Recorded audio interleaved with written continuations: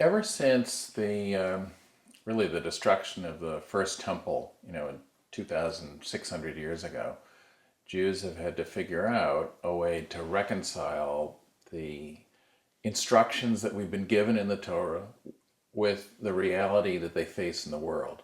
So there's this constant tension between our ancient heritage and our current affairs.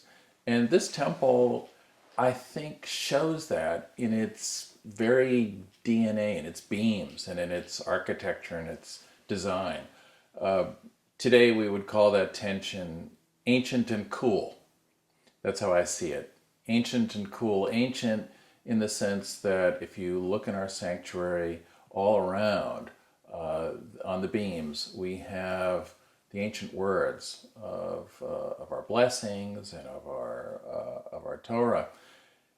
And at the same time, we have this extraordinary modern message coming from the Ark, the colors that Solowit designed there, also the sort of the dome of our building, which is certainly reflective of the shtetl architecture of synagogues back in the last century, but also draws your eyes to the sky and to all the lines that are up there that crisscross and that suggest a sense of grandeur and of the infinite, and that really draw your mind. So your eyes are drawn to the Ark, your mind in a way is drawn up above us. This is I think, the message that people see when they walk into this beautiful space. Saul was very interested he was interested in architecture in general, but he was particularly interested in synagogue architecture, and he was particularly interested in the unrealized synagogues that were designed by Louis Kahn. And in the 90s, there was an exhibition at the Guggenheim where for the first time they used CAD to recreate non-existing structures. And I remember that we were both blown away by that exhibition. He did a very large trip through Eastern Europe in '96, and he started to look at synagogue architecture. And we were already in discussions with the first phase of this project, so he was on that. And I remember he wanted to go to look at one of the Kahn synagogues that was designed in Chappaqua. And he knew of a very important publication that documented these Eastern European shuls, most of which were burned. And when he walked into the congregation in Chappaqua to look at the building, they had the book that had been long out of print. And he walked out of the congregation with it under his arm. Didn't ask for permission, just borrowed it. And about a year later, he said to me, "Could you drive me back to Chappaqua? I need to return the book." But that building was also inspired by Kahn's recollection and interpretation of these Eastern European shul. Right now, the other things that you see are a wonderful exhibit of synagogues from Eastern Europe, which were in fact the inspiration for this building. And part of the resonance is that those buildings have been lost. They were made of wood, as this building is. Their communities did not survive, and the buildings, therefore, did not survive. One of the things that I remember him saying was, I want to be sure the Jews build a building that is as distinguished as a Congregationalist church. So he was very engaged in how the Jews would be perceived in the community. So he wanted to be sure that there was a building that had an ethnic flavor that was authentic, but that was a very distinguished structure. So he did not want a building that looked like a suburban synagogue. It was partly David Hayes' idea that in order to accommodate a larger group for high holidays, the best way to do it is the Shakespearean way, where you have to build the Globe Theater and you fill it up from the bottom to the top, so that when you have a small group, it feels intimate, the space is filled, and then for high holy days, it basically gets filled up like a glass of water. So when we were interviewing, I think initially 7 different architectural firms, trying to make that initial hiring, one of the firms was Newman's firm. Right, Herb Newman. And they had done a chapel at Williams College. And they were very similar to Sunnerbrook, with a lot of detail, and you could tell that it was going to be an expensive building. And as much as we liked them, we opted not to choose them. But he made that the comment that because of the Warner House, which is this wonderful Greek Revival colonial on the corner, the only thing you could build was a barn. Mm-hmm. And this echoed Harriet Fellows, who had been a former president of the congregation, who I think initially said, let's do a post and beam barn. So the concept was sort of born at that time. Saul, of course, wanted it anchored in, the ethnicity of the Eastern European shul. That was very important to him. I got this idea that they often built in the architectural vernacular of the country they entered. So during the diaspora, if they went into a Muslim country, they built synagogues with domes. And if they went into a Eastern European country, it was more of a shtetl, stick-built endeavor. And so I felt very comfortable with the idea of building a barn because post and beam was this initial architecture of colonial America.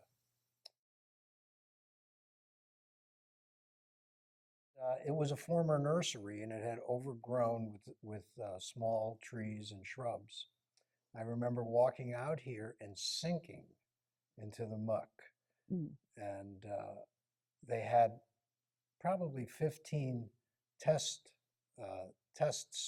done, and every one of them was filled with water, the little white pipe sticking out of the ground. And we realized that this was going to be a very difficult project to put on this property. And we estimated $500,000 in site work. I think it really came in at $600,000. Mm-hmm. So they had to take out the soils an average depth of, I think it was 32 inches, almost 3 feet, for the entire footprint of the parking lot and the building and the driveway leading up to the parking lot, and replace it with compacted soils, which was very expensive. And despite that, we have some problems with shifting in the parking lot. The overall process has started, I think, very successfully with a site walk where congregation members were invited to come and walk this bare piece of property, to be out in the field, which is all that it was at that time, and to try to answer questions about where they thought a building might be located, where they thought the best orientation was. The objective was to get a level of interest in the congregation to sort of imagine what their home could be. And it was really rewarding to see the enthusiasm that people brought to this. You know, there's all these people out on the site, and we're trying to come up with, well, some of the things that resulted. One was probably not to enter from 154 because there's a stone wall out there, there are these historic maple trees, enter from the side street, enter from Kings Highway. There was also a workshop that involved a large group of congregants talking about the program. You know, what elements does this building need to provide for the community, and how can it do so? And there was role playing, so people would take on the role of someone who was about to set up a bat mitzvah for their daughter, and what would you like your new synagogue to offer? Things like that. A lot of people participated in that. There was food. And then there was a final workshop about image. We presented a lot of slides, and we had heard that the building needed to be homey, it needed to be warm, and we presented a whole array of slides that really was very helpful in the end in coalescing around certain features of the design. One of them is the timber frame structure that is so evident in the sanctuary now as being a desirable thing, this exposed wood on the interior.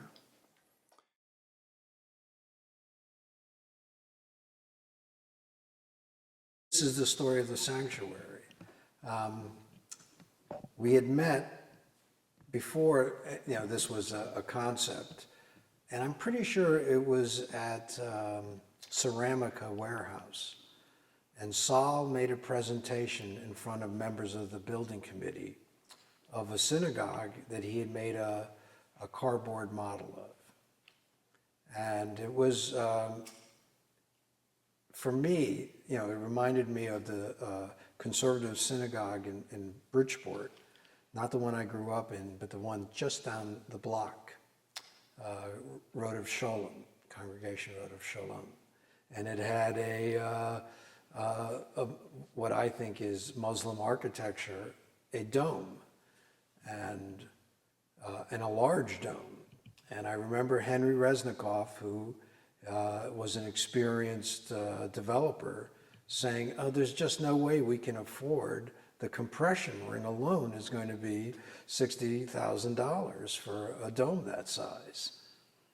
And this was a few years before Brunelleschi's book about the cathedral in Florence and how difficult it was containing the dome on that edifice.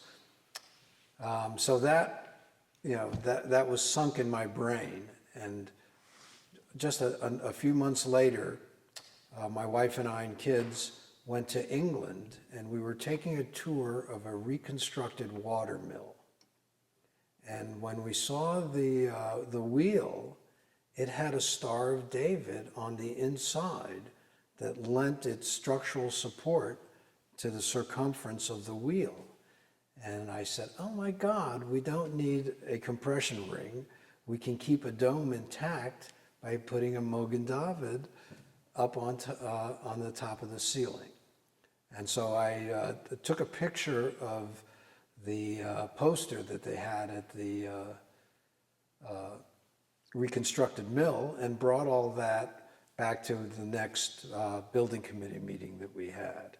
And I passed it around. And then when Steve Lloyd came on board, I showed it to him. And this really came from George, and he had seen a water wheel on travels in England, I believe, that had nothing to do with the history of Judaism, but was a Star of David. It was that shape. And he said, well, what if we make a big Star of David above the sanctuary, and that will be part of the structure of the building? Great idea. And the only difficulty, of course, is the geometry, because you've got to change now from this octagon that you've got in plan to a hexagon up above, and then you're moving it off center as well. And then it finally changes to a square at the very top, which is the skylight.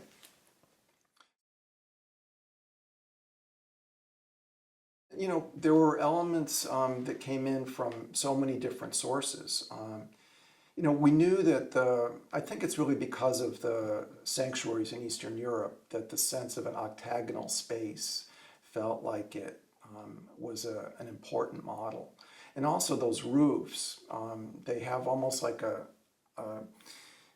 graded and tiered element to them that felt important to us to try to incorporate in some fashion in terms of the imagery. And so then it became a matter, once we got a design in terms of the plan that seemed to make sense, it was time to kind of begin to understand the interior a bit better and also to get a better relationship between the exterior form and the way that the spaces would feel inside. And this is where one of Saul's drawings was really important because he did a drawing that looked almost like a volcano. I mean, it was like this. And he wanted, or he imagined that one possibility was for the sanctuary to be just this soaring space. But one of his clear indications was that he wanted it to be asymmetrical. And the asymmetry, the purpose of it was to bring light in from the central skylight over the bema, not over the center of the congregation. So that's why, and it ended up being more subtle than what he initially proposed, but that's why when you stare at the sanctuary, you find that everything is offset and that all of the geometry is changing to be off-center toward the most important part of the sanctuary. And then Saul said, but it can't be like a birthday cake. It can't be symmetrical. He says it has to have moment. And I wasn't quite sure what he meant, but then he showed me again at the warehouse where lots of his sculpture pieces were being stored. And he had something that to me looked like an ice cream cone melting. And the ice cream was falling off the cone and just implied this kinetic energy of falling forward. And so when the final little model was made, you could see that it's asymmetric and it has this energy of flowing toward the bema. Between the solving of the hexagon to the octagon and the giving of momentum to make an asymmetrical dome, and using the Star of David as the structural component to hold the roof intact at that point, was just a wonderful blending of energies. So my wife, Donna Moran, was president of the congregation and got this call from Doug that he was going to take a job in Chicago. And we were in the middle of organizing this campaign, hiring an architect, and proceeding to build this synagogue. And we were really building it for Doug to try to enclose his spirit. and it was an amazingly difficult time. And Donna was wonderful in coalescing, cohesing the congregation and having us realize that we were greater than the charismatic energy of Doug, that we would survive and thrive, and that our growth would continue and we could, in fact, not only build the building, but sustain it. So the process began again, and what we knew is we had to basically condense the design from what we had before, keeping as many of the principles as we could. And so what ended up happening is that the sanctuary and the social hall moved together, basically, and then the two wings came off as they do now. But we tried to eliminate as many corridors as possible so that when you come in, you're able to go pretty much immediately to the administration, to the social hall, to the library, to the sanctuary, through an interesting space that gives you hints of what the sanctuary ultimately will have to offer. When we finalized the design and decided to build this post and beam, we initially brought in a young Brendan Matthews, a young post and beam framer. And he worked, and his tools were specifically for green trees. And the problem with making a post and beam structure out of freshly cut oak or hemlock is that you can't tell where the cracks are going to occur in the timbers. And when we made our presentation to the board and we built a model, he built this model for us, they all complained. They go, well, how do you know it's not going to check in a very important part and look terrible? And we said, well, we can't control that unless we buy old timbers. And so they said, well, try to find some. And we found someone who was recycling warehouses in New Haven. He was in the old Winchester factory and was using the courtyard with a big sawmill, and had taken down a warehouse from Bridgeport that was made out of Doug fir from the West Coast. I remember him telling me these were probably second growth, but they were the little trees that were under the first growth. So some of the trees, he said, could be 1,000 years old. And they had been in this warehouse in Bridgeport for at least 150 years. And we decided that we would go ahead with the project using these timbers. And then when we were well into the project, we found out we didn't have quite enough pieces. So we asked and found a power station in Massachusetts that was being deconstructed, and all the posts, the 8 main posts in the octagon, are yellow pine from this power station. And I thought that was pretty appropriate. The contractors had found a young group up in Massachusetts to execute the cedar timber frame in its complexity.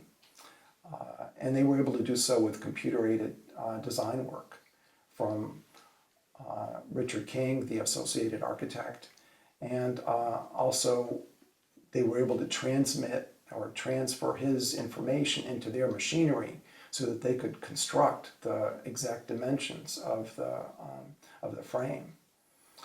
So they came down, and they have all these components on the ground, and I'm coming to the site and I see the posts for the sanctuary. And George and I had a discussion about this, about how big the posts needed to be. Maybe they should be 6 inches, maybe they should be 10 inches, maybe. We finally agreed that they should be 8 inches. And I think I'm saying that right. It might be 9 inches. We'll have to go out and measure. But George said, well, that's the number that you find in the Torah, so that's going to be right. Well, I see these posts lying on the ground, and I'm convinced that George was totally wrong, that they're much too big, they're going to overpower the space. And I'm just thinking that this is a huge problem. I'm not sure what to do. So after a sleepless night, I come back the next day and they've been erected. And they're fine, because once you see them up high, once you see them in context of this big space, the other sizes would have been too small that I had been proposing before. So George was right. And it was such a reassuring moment to see that that was true. So there are moments like that when you doubt whether things that have been discussed and kind of worked out, and whether they're really the right thing. It actually went really smoothly. The putting up of this sanctuary, the post and beam part. We found a firm in Hadley, Mass, that had bought the factory that made conning towers for submarines. And so it had a huge concrete floor that was separated from the foundation of the building and had an interior fire escape that went up 4 or 5 stories for these conning towers. And they had specialized in building steeples for churches. And they could fit this entire building, sanctuary, the sanctuary part of the building, inside that factory and assemble it so that they knew it was going to fit. And when it came time to do it, they allocated 3 days. And even though it rained on the second day, they finished it on the second day. So that part went together remarkably smoothly. So Brendan was a young post and beam framer who I sent to this meeting of Sal and Steve Lloyd, and he told them originally it was just an open window, and he said, no, put these triangles in for stability between the 8 posts, and Steve really liked that. It's a wonderful element. When I asked Saul if this sort of thing would be okay, he kind of just looked at me because it's a basic geometric form that you see in his work all the time. And so it was really a wonderful confluence of kind of practicality, youthful innovation on the part of the timber framer, and that corresponding with the sort of vision that Saul would have and did have. You may not really notice, but the way that the diagonal beams and the posts are attached is with a knife plate. And the knife plate is going into the center of the wood. And the way that the knife plate is secured is with pins. And you can see that there are 3 pins that are going through.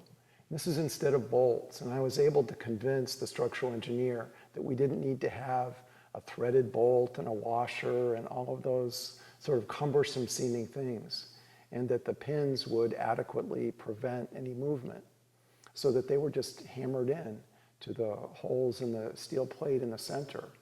And it's, as far as I know, it's a little bit innovative in the way that it's accomplished, therefore, so that the steel connection is almost entirely hidden, except in a few locations.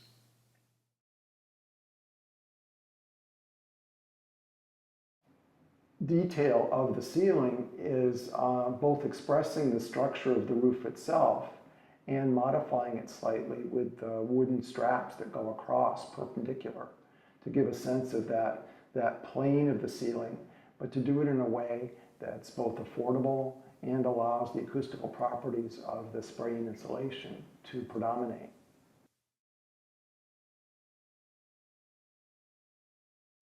Because on the high holidays, especially on Yom Kippur, we are here for the full cycle of the sun, from sunset through, on Kol Nidre night, through the sunrise for the morning service, through the afternoon, where the sun shifts from there to there, and then into the evening as the fast is going to be broken and the gates of repentance begin to close. I mean, you really actually sense the physical passing of time and the movement of the sun, or really the movement of the earth, I guess. So that's just, it's hard to even put into words what that does.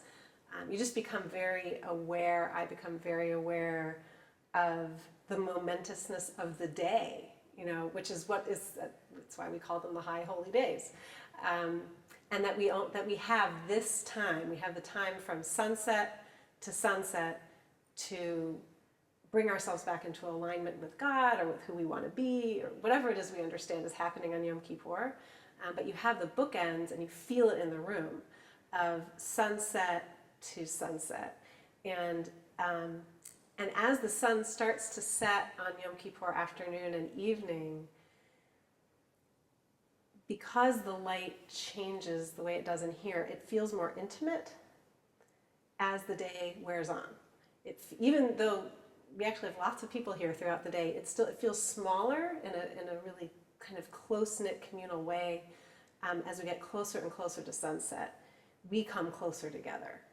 as a community, I think spiritually. But the space contributes to that feeling of, we're spending this time together in this space, and the light is starting to fade, and here we are. We're still here, and we're supporting each other. There's just something really beautiful about that. He did pay attention very much to how the light is in the building.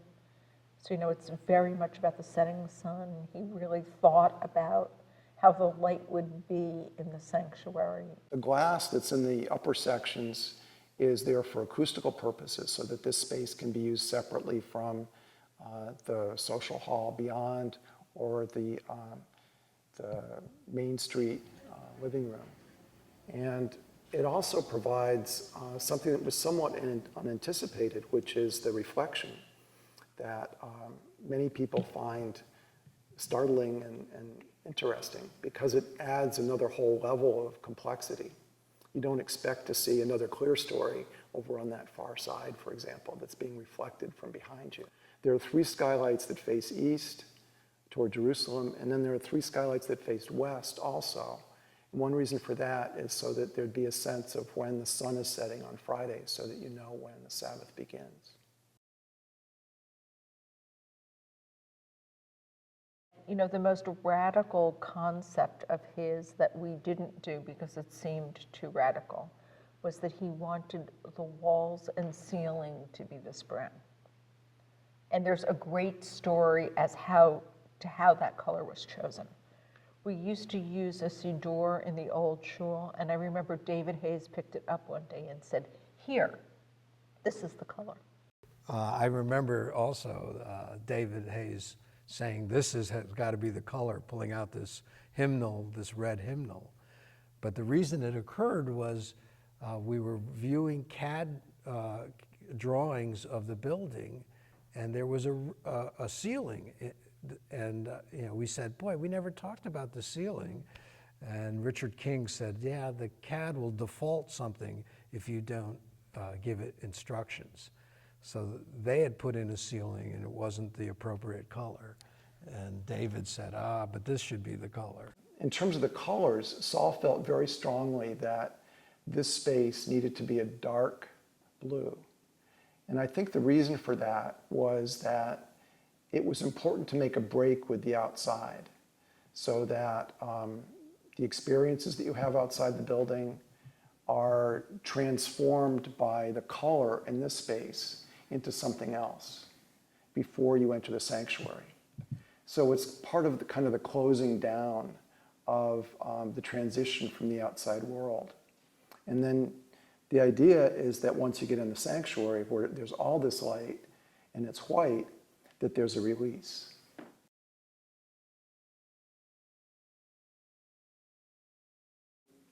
Of all the things to be given, I think Larry Bloom got one of the hardest jobs to try to summarize in just a few words what this building means to its congregation and what its hopes for the future would be. And it's very well placed because it's a large statement that is the first thing that you see when you come into the building. The words over the ark are about holiness, that we should be holy because God is holy. And I think that was a brilliant choice to have over the ark.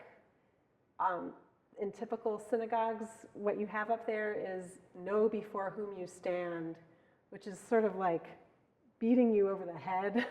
And these words are uplifting if you understand what they mean. It's sort of lift yourself up, and we can be lifted up to holiness. And then the other choices are really, they're ethical statements about doing good and justice and compassion towards other people, and that's what God expects from us. And they really reflect the values of a Reform congregation, but not only in that ideological way. I think they reflect what this congregation cares about. I remember having a wonderful conversation with David Hayes about the design and why he decided that the letters needed to really be carved into the wood. That also contributes to sort of a, I don't know if I'd say timelessness or there's a better word that I can't come up with. I mean, that the space feels stable and solid and not, things aren't just stuck together. Every synagogue in the world has one Ner Tamid, one eternal light. We have 4. And nobody knows why. Nobody even knows we have 4. But I'm going to tell you why. In 1944, when we had the little synagogue in Moodis, a tragedy befell the community. We lost a soldier whose family was part of the community. His name was Melvin Barron, Baron, and he died in Anzio a day before they broke back into Italy. But be that as it may, his family decided that they wanted to do something for the synagogue and they wanted to put a memorial here. So they gave the synagogue the eternal light, the one that's still there today. Okay, they gave them that eternal light. And it went from the old synagogue to the new synagogue on Orchard Street, and then it came here. In the meantime, that was in 1944. In early 1970, 1976 and 1974, we lost 2 other young people. One was my sister Eleanor, who was 34 years old, who died in 1976, and the other was Stephanie Sprecher. I don't know, we all know Jay. It was his kid sister. She died, and Ellie died, and so a lot of money was given to the synagogue in their memory. And I went through the list with Miriam Clark at that time, and she said, what are we going to do with this money? What would you like to see? And we narrowed it down to, we would like to have an eternal light for both of them, one for each of the young women.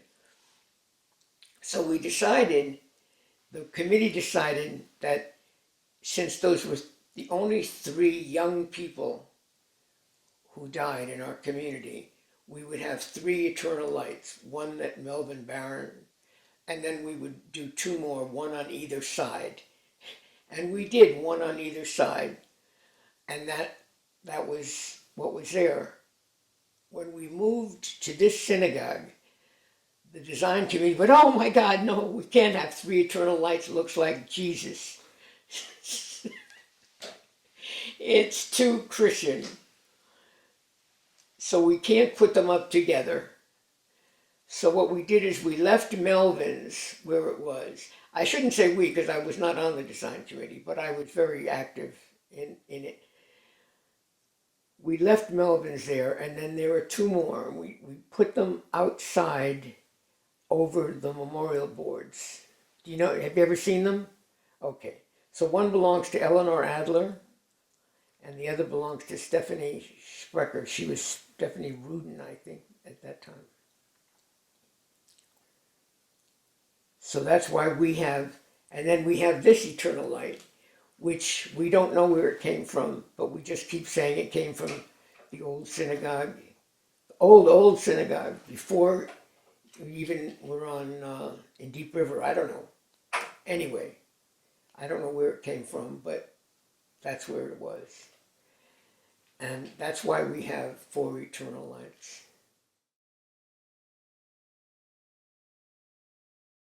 One of the things that transformed the building toward the end was the inclusion of these elements from the previous homes that the congregations together had, and how they made what otherwise would be maybe an austere building or a building with a different level of character into something that had almost instant history.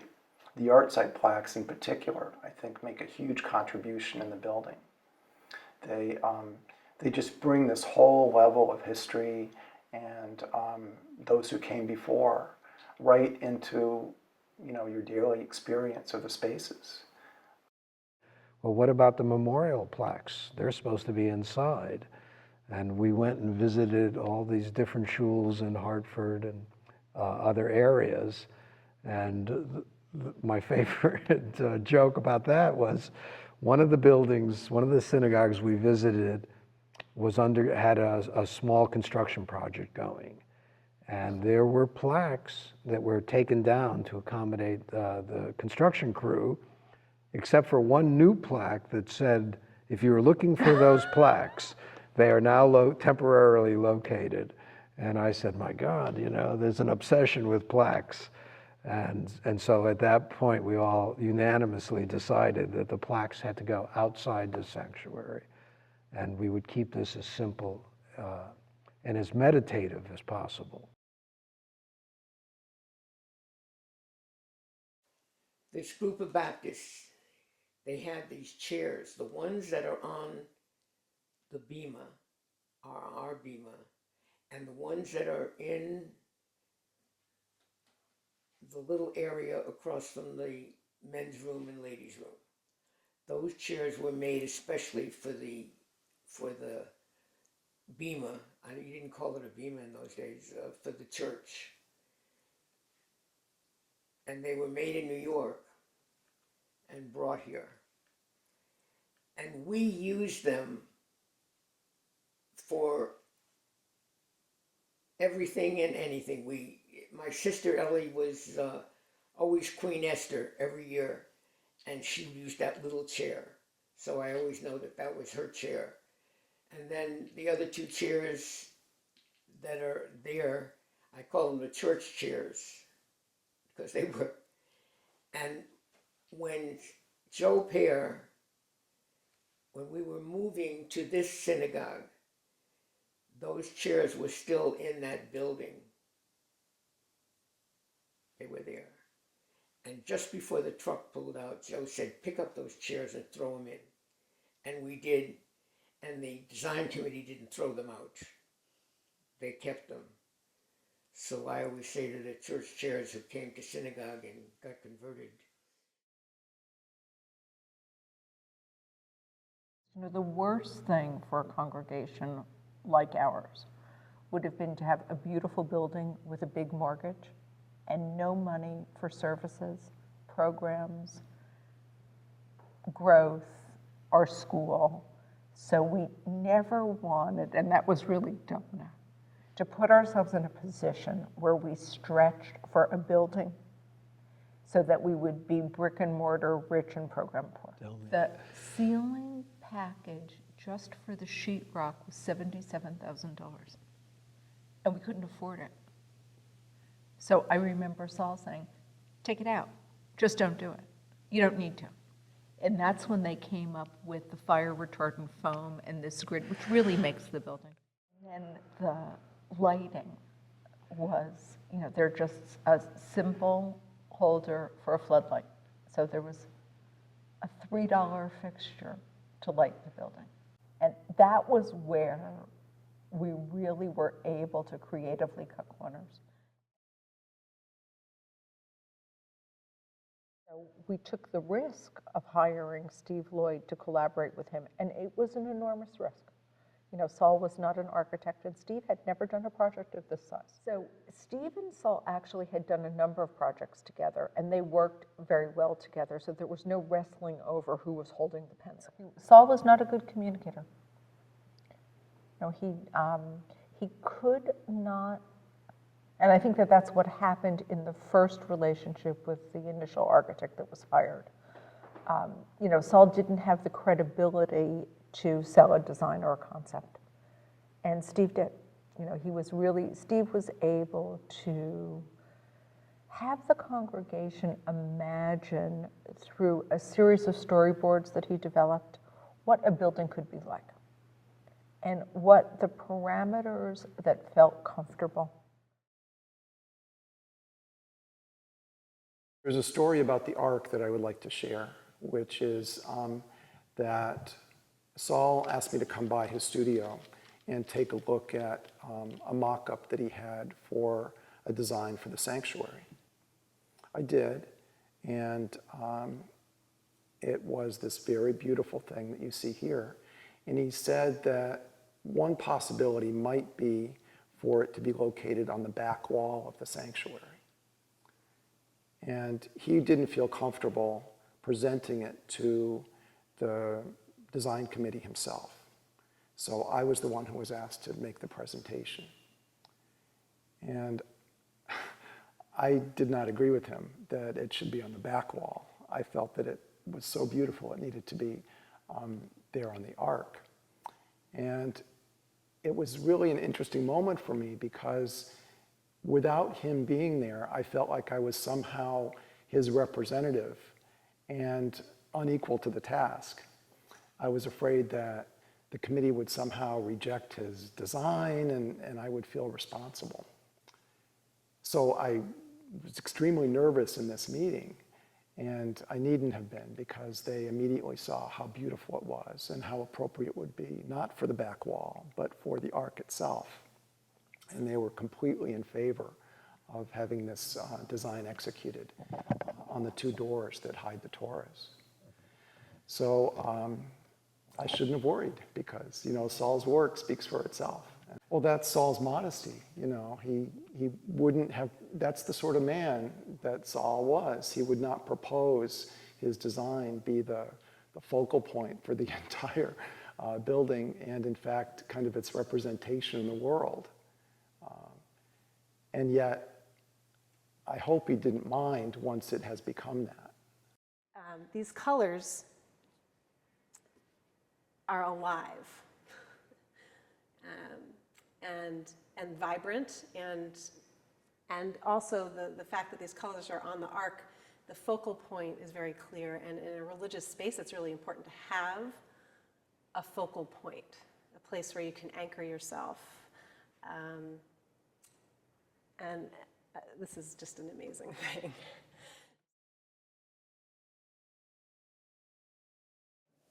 The high point really was the dedication of the building.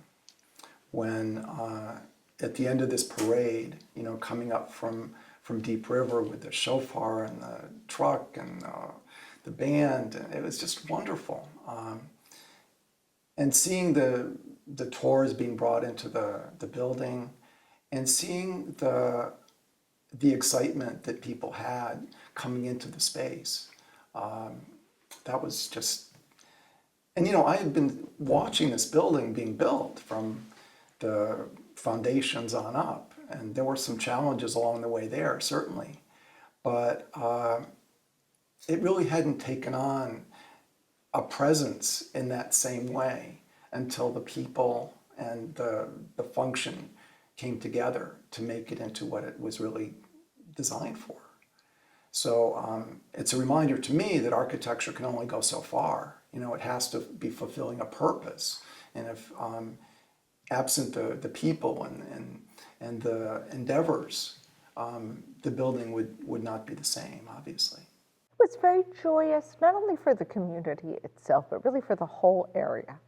You know, they had a big flatbed truck, and the Klez Band was on it, and there were people walking with Torahs, and it was a very joyous moment.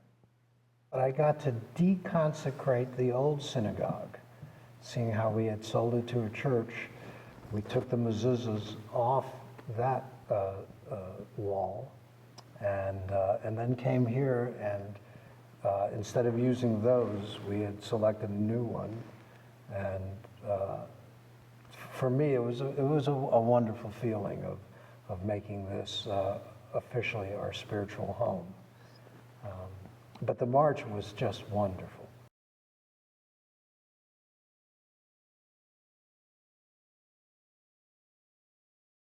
You know, it's the only building that Saul LeWitt ever designed. In that sense, it has meaning in the global art world, unlike any other place. You know, people go to see cathedrals in Europe because they're special. Well, you know, in some respects, we don't see great crowds coming here. And in fact, in a lot of ways, it's almost our own little secret in this community that there is this unique space that stands out as one of the most extraordinary synagogues in the world. And again, not just because of the beauty, but because it reflects, it allows one to sit there and feel part of something huge. The sanctuary was still under construction and there was scaffolding in the middle of it. And Saul and Carol and I went up on the staging on the scaffolding so that we were standing up inside the middle of the sanctuary where no one can stand, but you're kind of surrounded by the geometry. And I remember Saul saying, "This is nice."